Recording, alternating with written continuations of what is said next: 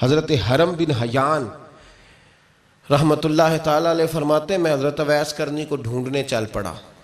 ڈھونڈنے بھی اسے نکلا جسے کسی نے نہیں ڈھونڈا اور جو کبھی کسی کو نہیں ملے.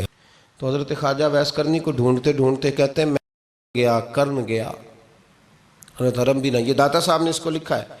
فرماتے ہیں میں گیا تو مجھے لوگوں نے کہا وہ تو حج کرنے چلے گئے. کہتے ہیں جب میں مکے گیا تو میں نے لوگوں سے پوچھا اویس کرنی آئے تھے؟ کہنے لگے ہم تو نہیں جانتے.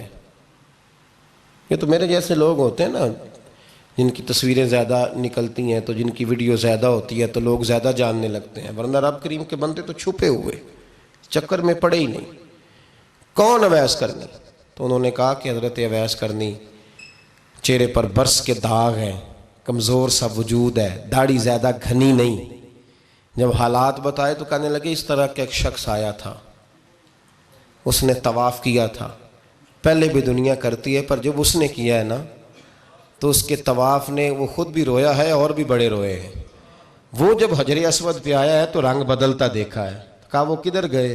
کہنے لگے پورا نہیں پتا، اتنا ضرور خبر ہے کہ ان کے انداز بتاتے تھے کہ اب مدینے جائیں گے. تو جناب حرم بن حیان کہتے ہیں پھر میں مدینے گیا، میں نے خواجہ اویس کو ڈھونڈا.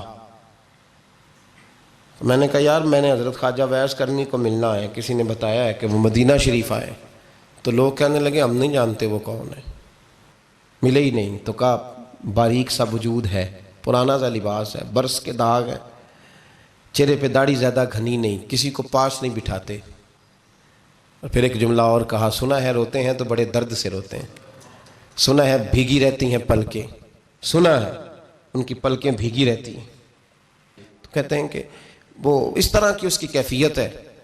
کہتے ہیں میں نے کہا یار وہی تو اویس کرنی تھے، کدھر گئے؟ کہنے لگے کوئی خبر نہیں. جب وہ آئے ہیں تو ان کے آنے کا انداز ہی نرالا تھا، سسکیاں اور آہیں نکل گئیں اس شخص کی جب وہ مدینے آیا.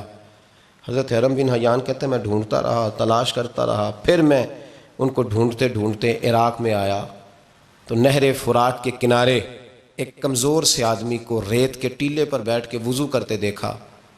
کہتے ہیں جب ان کا وضو مکمل ہوا تو میں نے کہا السلام علیکم.